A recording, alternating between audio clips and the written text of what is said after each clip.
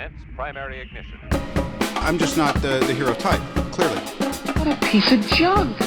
Enterprise, this is the captain. I have a bad feeling about this. It's all part of the plan. Engage. Welcome back to Podcast 2 for 1. I'm your host, Donovan Thompson, with my co-host, Daniel Wingfield. In today's episode 197 of Podcast 2 for 1, youtube.com/2for1 studios. It's the best place to consume all the content. And guys, if you didn't know, let's be honest, listeners, you probably did not. We are sponsored by Kapow Comics, located at 4047 East Hill Avenue in Sherwood, Arkansas. There they have comic books, collectibles, graphic novels, and of course, special guest appearances throughout the year. Kapow. Daniel, it's 197, and we're talking the return of Robert Kirkman's Invincible Season 2, Part 2. I think it's safe to say that we were both disappointed X amount of months ago when we abruptly learned that we weren't going to get the full season in the sequence because we'd already been kind of not burned, but disappointed by the gap between season 1 and season 2. Yeah. And you pointed out that season 2 was out, and I was like, oh, because I had already forgotten. Right. Yeah. And so now we are here with the return of Mark Grayson, aka Invincible. And I'll just start. I mean, I think it's a great episode. It's one of those things like we kind of had a big climax in the mid-season break there, and we're kind of building things back up. But I will say, I didn't realize another episode was already out, and I just finished it 3 minutes ago. The second one? And the first episode. Oh, okay. And as soon as it ended, I was like, fuck. I was like, I want to watch the next one now. Yeah. So anyway, it was good. I got a couple thoughts on it, but what do you think? No, yeah, it was great. It was good. It's good to be back. I mean, I do think it especially when the second part of the season picks up exactly where the first half ended off. You almost wish, man, I wish I'd watched that last episode one more time before starting this one. And I think it just illustrates the issue that this show, it is struggling to keep the hype up for its second season. It's not because it's not an amazing show. It's because of what's going on behind the scenes and not being able to get it out within a reasonable amount of time. I think there was like 2 years in between season 1 and 2. And then a 3 or 4 month break right in between that. It would be different if it was like a break and then time had passed. You know what I mean? That you could almost justify it narratively there or something like, oh yeah, well they've been taking a break in their world too or whatever. But it just highlights the like, oh man, I just wish this came out all in a row. It would do. I mean, so just for context, my wife and I, we are finally trying to finish The Americans. We started it a few years ago and just kind of fell off, and we're like in the end of season 4 right now. So we're pretty far in. Like we got like the last 2 seasons coming up, which I haven't seen the last 2 seasons. I've seen up to 4, so I'm excited. And it was a little bit of a struggle. I mean, like we've been binging like 2 or 3 episodes a night just because it's gripping TV, and the way they leave each episode, you like have to see what happens next. It's The Americans. It's peak writing. Acting. It's great. It is. There's not like the amount of symbolism they're constantly throwing at you subtly, and like the way that their character arcs just happen in facial expressions without words. It's really well done. And so like it was difficult to want to stop watching The Americans to watch Invincible, even though I know the Invincible's Invincible. It's one of my favorite like kind of newer IPs of the last like decade or so, and especially TV shows. So I think that just illustrates the problem that it causes when you take these kind of breaks. But back to the episode itself, yeah, it was great. I mean, it was more Invincible. You know what I mean? I think that is the one thing I can compliment the show is season 2 feels a lot like season 1 in pretty much all the good ways, right? Like it's the same pacing, it's the same kind of humor, it's the same kind of over the top violence and like ridiculous characters, and you never know who's going to die next, and you know this kind of just exciting world. And I think it's still that, you know, I don't feel like it's lost any of its flavor in a way, you know what I mean? And like, I hope that they continue with it, but like, just like you, I get into that first episode or that episode from last week and I'm like, well, ready for more. Like I'm back on the train, you know what I mean? Like when I thought I was out, that's when they pulled me back in, you know? So, as always. Yeah. And so it's great. It's more Invincible. I thought I'm loving the complicated storylines with Mark's stepbrother, and then you know we had some of the members of the new Guardians of the Globe one at least die at the end of the episode, and um, who I think knows we had what's gonna two happen with died. Rex. I think Did we had Rex two die, did Rex die? didn't we? Oh no, the small girl, the little This, shrinker person. Yeah, that was yeah, she brutal. grew, and it looked like she was going to bust out, and he was kind of like, "No, fuck you," and like I guess flexed her back in, And like flexed popped his her like a cherry because like blood like kind of came. It was pretty yeah. bad. It was Well, they did pretty. a good job also of the girl who can multiply of like she's constantly multiplying Yeah, as they're killing her, and I was kind of like, I would never care about this. I'd never care about this character really ever. yeah, But I was kind of like, oh man, is she gonna get out of this? And they kept doing it, and finally she jumped and be yeah. caught under, and then you just Yeah. smash them together, and then of course that's like the worst one because you see how bad her face looks, and Oh you're like, man. oh, it's like and like. I'm sitting there watching it, and I was like, man, I was also at the same time kind of thinking, what would I do in live action, specifically like Oh season yeah, one, to how would I adapt yeah, this? yeah. And I was like, man, it's a pretty brutal show, and So brutal.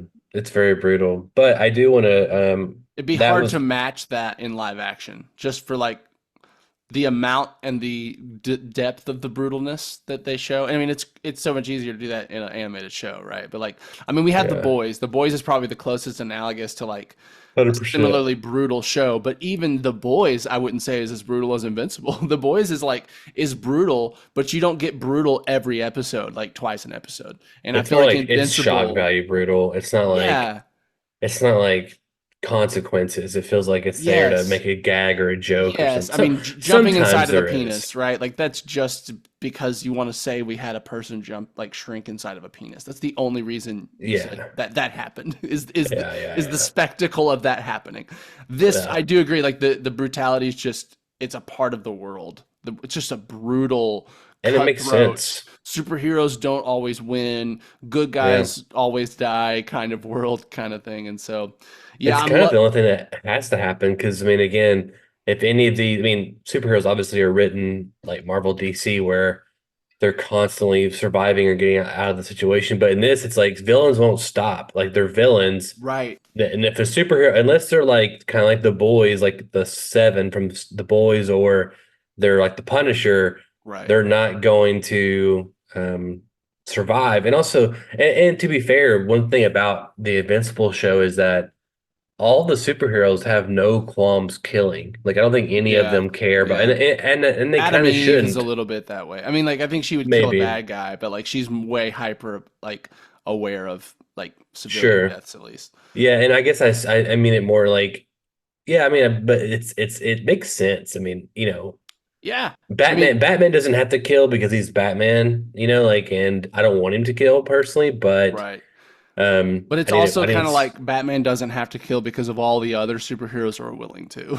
If it was just yeah. Batman Well, versus the DC like villain cast, I bet he might have to start like using a gun maybe. I don't know. Well, I mean, the argument there really is just, I mean, I totally see it when they're like, why wouldn't you kill the Joker? Like Sure. he's a mass murderer, and Right. Right. it's like, yeah, I don't know. I mean, that's a complicated. It's not that complicated. I I would love I to sit like down with it. Zack Snyder and be like, hey, Zack, let me tell you Yeah. why you're Yeah. kind of wrong here. No, he was totally Um, wrong. I mean, I think that's one of the I coolest parts of Batman is he's aware of his own kind of well, unstable psyche. it's a flaw. It's a fatal flaw. I think not being able to kill a Joker is a flaw because the Joker Mhm. is probably one of those few people in, I would say, our society as of right now that I'm like, yeah, he's okay being killed. We'd be better Like, off it would collectively. be Yeah. probably better off collectively if the Joker's dead. Yeah. I Um, mean, there's definitely an argument there. and real quick, let's get on Zack Snyder for a second because I want Sure. to do it. Why the fuck not? Um, Zack's whole thing is people are upset because, well, you wouldn't put Batman in a situation like that where he has to make a choice between dying or killing somebody, whatever. And Zack says, well, I automatically want to put that character in that situation because it tests the myth sort of thing. And I'm like, like we have broke down Batman Begins Hmm. and Dark Knight and some of these other things with Bruce Hutchinson, and we've kind of established that Batman in a roundabout ways has killed people, Yeah. right? Yeah. It's just kind of the way those movies kind of presented things and kind of what they were saying about the character that kind of lets you have more leniency. But when it comes to Right. like just changing a character because I want to do that because no one else wants me to do that, and like it's like just being a contrarian, that's not a great reason to start that change. And then second, I think you just fundamentally misunderstand the character because the thing that makes Batman cool is that he would never be in that situation to begin with because he's Yeah. Batman. And Yeah. secondly, if he is Batman, what makes him Batman, or if he is in that situation, what makes him Batman is that he does his absolute best to get himself out of that situation. Right.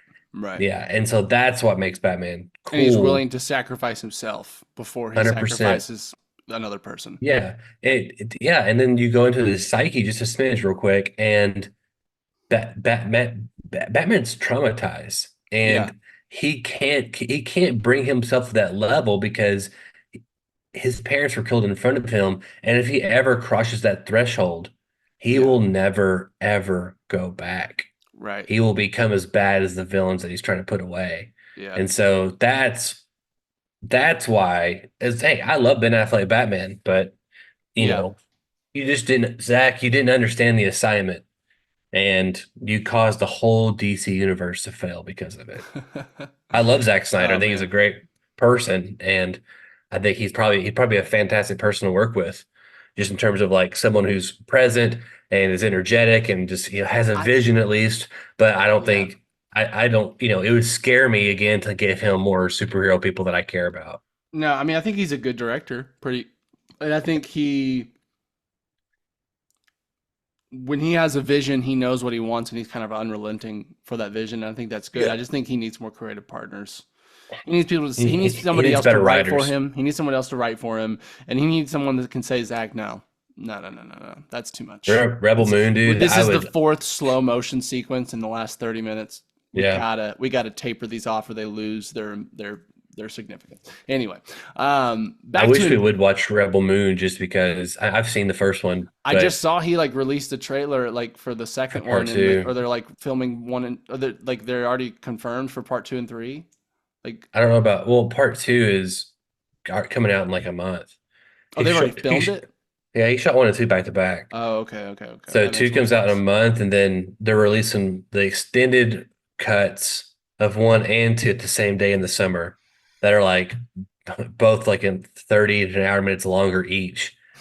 Wow. And I just don't understand. Also, yeah, sorry, Zach. I didn't mean it's become a bash Zack Snyder podcast, but it's like, it's nice when a filmmaker was like, hey, whatever that come out in theaters, that's my version. Like that's Yeah. now there's this weird, I know part of it is like, well, you'll get to have Rebel Moon twice, but it's like this is the version I always wanted to see. And obviously there's like we just talked last time about Aliens, right? Where there's extended special edition that James Cameron's like, this is my version that I like. Or there's Yeah. The Abyss where he's like, Yeah. this is the version that I like. But it's still like, I don't know. I think there's something pure about getting through the system and then your movie being whatever that is out of the system and not giving more toys to play with. I mean, I think in the end, like some of the best movies, the most successful movies are where the creative, and the business side can kind of get on the same page. You know what I mean? I think, Yeah. in some ways, I think it's easy to bash like the ads or like the financiers behind the people, the money men behind the movies that just want more money. Right. And I think that they're just looking for marketability. They're looking for how big of an audience it's going to get, how much potential money making it's going to get. And so that's influencing a lot of their decisions. And a lot of times, yeah, those decisions can be shitty. You know what I mean? Like when they just want to like put Spider-Man in a fun run or just these color run or like these kind of, what was the one we just saw recently that I sent you guys and I was just like, this is the most ridiculous decision I think it was another Sony one, but I could be wrong. Was it making the other two Spider-Man show up in Spider-Man 4? Is that what it was? No, it was something. I remember sending it to you guys and just being like, "This is as bad as like Sony wanting Spider-Man to do a color run." I just can't remember what it was. It was something ridiculous. Hmm. But I think one thing that we maybe fail to recognize in that discourse is that at the end of the day, the money people want more butts and seats, right? And so a byproduct of them wanting more butts and seats is wanting to tell a more uh, Commercial. commercial, but even just digestible story, or tell a more that we don't want one that's too convoluted because then enough of the audience won't get it, so they won't come. We don't want that's too many long extra shots, extra scenes that the director likes because the audience are going to get bored at this point. And I think it's like there's some of that that's good for movies, right? There's some of that that I think as an artist we're just like, no, it has to be my vision, it has to be what I want to see, and we sometimes forget. But what does the audience want out of a movie like this? And like, Yeah, I and think you have blinders on, and exactly, you're in it too deep. Here's the thing, I think that I would, and maybe you'll disagree with me. I feel like Oppenheimer, based on what I've read, I feel like that's pretty much Nolan. Like he had final cut, yeah, he made most of the creative decisions. I feel like these people who are like, oh, well, the studio interfered. I feel like that they think that their film would be like an Oppenheimer if the studio didn't interfere. that's And I'm yeah, always kind of like, dude, I don't think like I doubt your movie is so much different than what the studio made that it's going to like example, David Ayer's Suicide Squad. Do I think it's absolutely different? Yeah, pretty different. Granted, Zack Snyder's Justice League is like probably the odd example here where it is markedly different. What But about also Blade Runner is the one I think of all the time, and Ridley Scott kind of there being all that it, drama it's around different, but his it's not cut, and like then the just multiple extended cuts you got. yeah, but it's not it is different. Don't get me wrong, but it's not just like it's not like Zack It's Snyder to different just movie. Yeah. yeah, I mean it's different, but it's not different. You know what I'm saying? So I just Yeah. don't know sometimes if I feel like it's a crutch. I think people are now are like it's like almost like a fun thing to be like to play in the studio, like like Yeah. Roadhouse, for example. Like we don't really know all the details of that, but it's like like, well, it's their fault that this movie's going to fail because it's not going to go to theaters. And it's like, dude, did you sign like you've been doing this longer than me. I've never done it, Yeah. and like I understand And you this could could be also taken make a away from me. you could also make a movie that's so good it just has to be in theaters too. Like I mean, like if you blew their socks Yeah, off enough, I'm sure they would be like, "Fuck it, we're putting it in theaters. It's gonna make us money." And so like that's even I think the two. It's I think I true. agree. It's like I like Ridley Scott. I think he's an interesting director. I'm glad. I mean, he's a very influential part of Hollywood, right? And like the movies he's made have been so influential. They're not my favorite movies to watch. They're Hmm. interesting movies to dissect. They're interesting movies to appreciate or to like look how he's doing this or that, but Man, they're not what very is your gripping, favorite? you What know? is your favorite Ridley Scott movie? Have you seen all of them, or Mm, probably Gladiator? Gladiator's really good. Gladiator's It's really really good. good. I love The Martian personally. The Martian's Gladiator's probably great. yeah, I Martian's like The great. Martian. Obviously, my answer will probably Kingdom of be Heaven actually Alien. isn't the worst. I didn't mind. Not sure I've seen Kingdom of Heaven. It's Um, isn't it Orlando Bloom? I Um, think Alien's my answer just because it's Alien, but um, yeah, I never saw. I think it's Exodus. yeah, but I think it got That's really bad. it did. It did Yeah, not I do own well. it. I've never seen it. Robin Hood, the Never seen that one either. what's his name? Robin Hood. That's Yeah. Russell Crowe, isn't it? He's like Yes. 100 in Yes. that movie. He's in Robin Yeah, Hood. but I think hey, they're best. trying to build off the Gladiator, like Gladiator did so well. Let's just put Russell Crowe in these other historic roles that are I think badass. Robin Hood's like coming like 10 years or 15 years later after Gladiator, though, which is kind of odd. 2010. But So versus 10 what, years. 94? Yeah, 95. But Gladiator's 2000. oh, okay. I did meet most of the actors of Gladiator. I was like 6 or 7. Yeah. Well, fun facts real quick is that well, I forgot already. Never mind. I must be just I'm um, out of it lately. I'm just not feeling great lately. back to Invincible. Invincible? Well, this happened because partly because like I don't have much to say about it because it's so good and It's yeah, I know I mean it's got problems. I mean there's like some like the Cecil stuff. Like I mean it's just kind of like oh, I there's like that some stuff. That's drama. I That's dramatic. I like it, but I also kind of like sometimes I'm like, man, I kind of there's a part of me that I like the hour format, and there's other part of me it's like I wish I had 30-minute episodes where I could Mm, pause it for a second. But the show is structured in a way that you need the hour as of right now, you need the hour yeah. format. But Yeah. I care more about Mark Grayson. I care more about like his brother Sure. and I like Cecil and the robot stuff, but I just don't know where that's going to go in the bigger picture. And it feels like Yeah. we are getting some of these characters fleshed out, but like that guy, what's I'm assuming he may turn into some sort of villain or hero. Super. I mean, that seems I'm like hoping a I hero am or aware something. of like some of these characters that we're seeing. Like I know Rex has a pretty interesting arc at some point. Like, and I Which think one's Rex? the bomber dude that almost died in the last episode, the guy that throws bombs in the orange. Oh It's yeah, what's his name? that actor's hilarious. I love that actor. Yeah, yeah, he's great. But I'm aware, like, because I saw some posts on the Reddit, which I unfollowed because I don't want to get spoiled anymore. Good idea. But I know that he has a very interesting arc coming up where like he becomes important. Like, and I'm like, that's the thing where I do trust this show that it is giving us these little snippets of characters, but I actually expect them to go somewhere cool with it.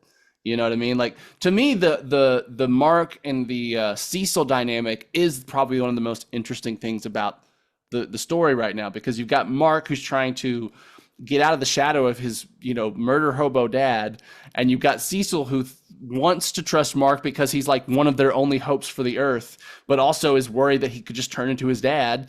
You know what I mean? And so you've got this nice tension of like Cecil's like, you have to obey me, and Mark's like, but do I? You know what I mean? And like that scares Cecil because that reminds him of Omni-Man. But at the same time, what choice does he have? I mean, they would have just as hard of a time taking down Mark, and then they need Mark. They need Mark to fight the Viltrumites. So like To fight Omni-Man. yeah. And so it's like it's a very complex like web of motivations Yeah, and fears, and that stuff is I like Cecil. I guess I was talking specifically about his assistant, the robot thing, which yeah, is I which very think he's going to become a villain or a hero. I yeah, don't know which is which one. interesting. And I think you're right. I think that hopefully it means something. I just think at the moment when we get done with Mark and his dad and we're going to that, I just kind of want to go back to the bigger like the A plot some more, Yeah, you know.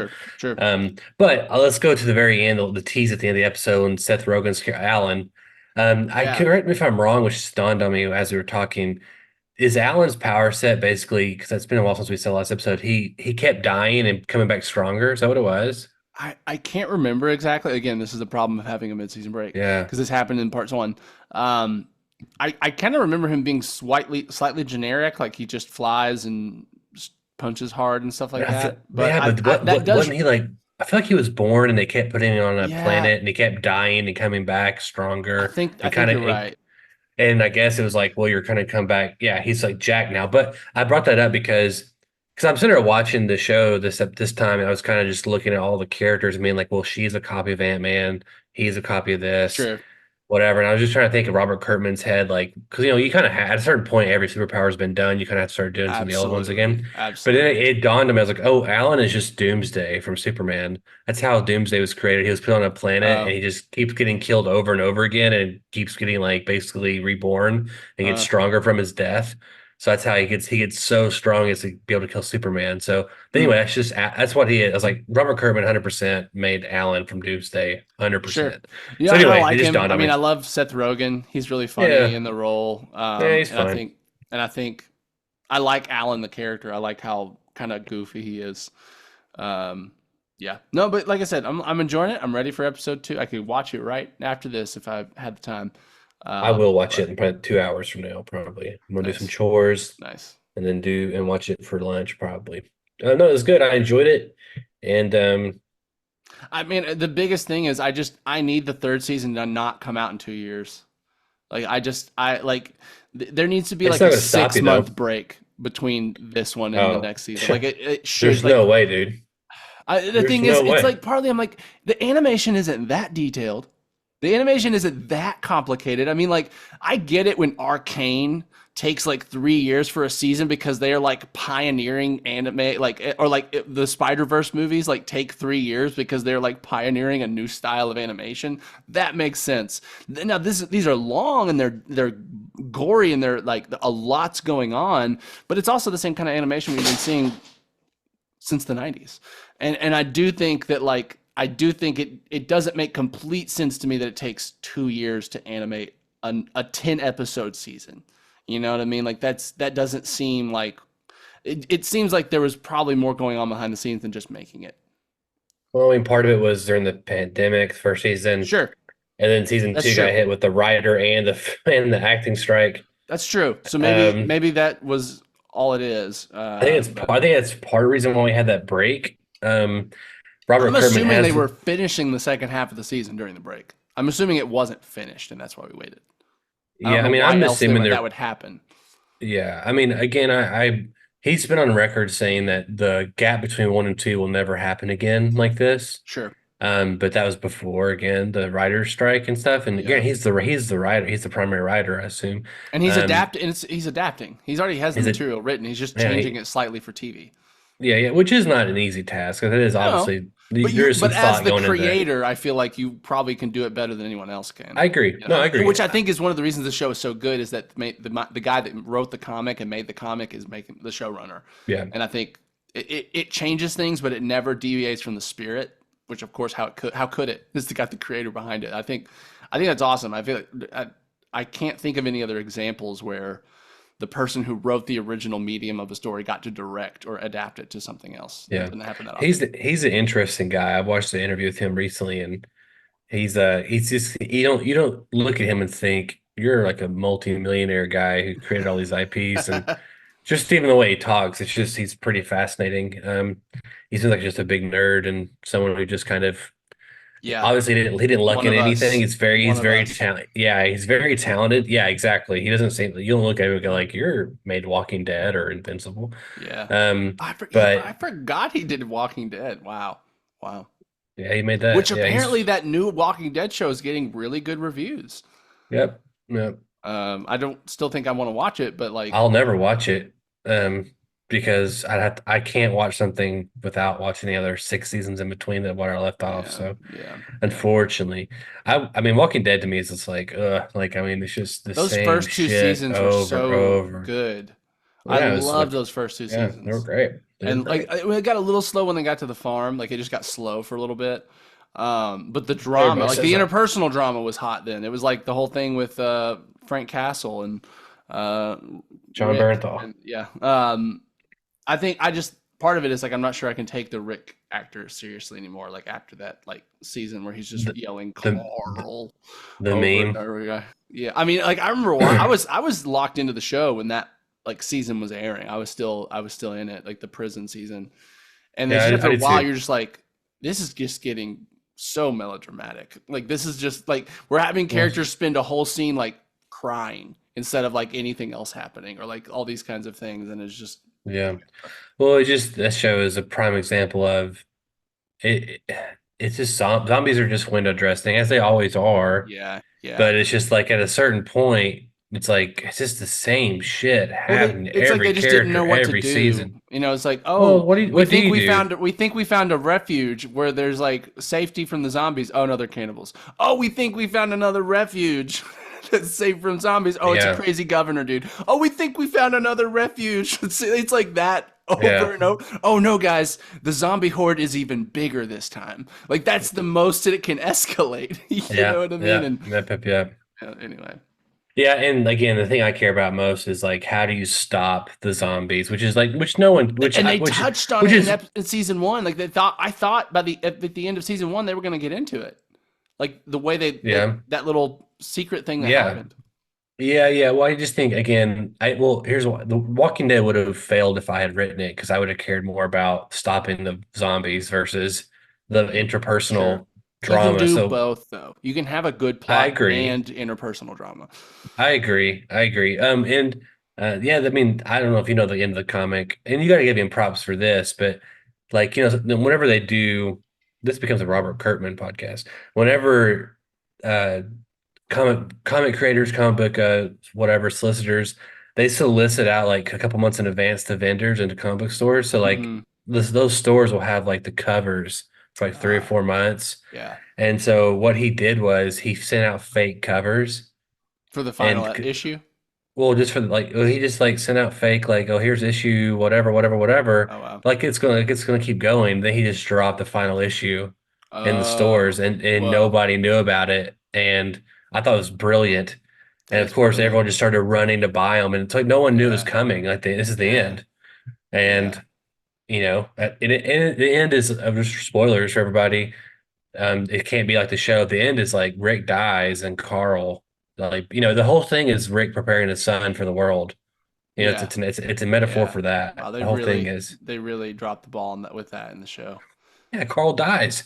Carl Well, dies and he like season dies in a 6. stupid way, and it's like, and Yeah. he. But honestly, by the time we got to Carl dying, his character was so annoying to me because he I was didn't even just I didn't like even see I didn't even see that part. I just he heard was about just it. Anyway. overly like emo about everything, and he's like, just very much like like he just personality went flat, and it was just okay. Yeah. This is all he is now. He's the jaded like cowboy kid that has seen too much already in life, and like you know what I mean. Like it just wasn't interesting. So when he died, it was just kind of like okay, good.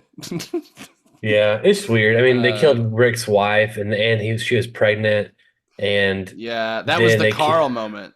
That was the Carl. That's when he's like, he comes out and Carl just looks at him. He's like, no, no, and he like just like falls around. Like I really feel like he's just standing up and then falling over again for like 10 minutes around Carl, just being like, Carl, no, no, Carl, no.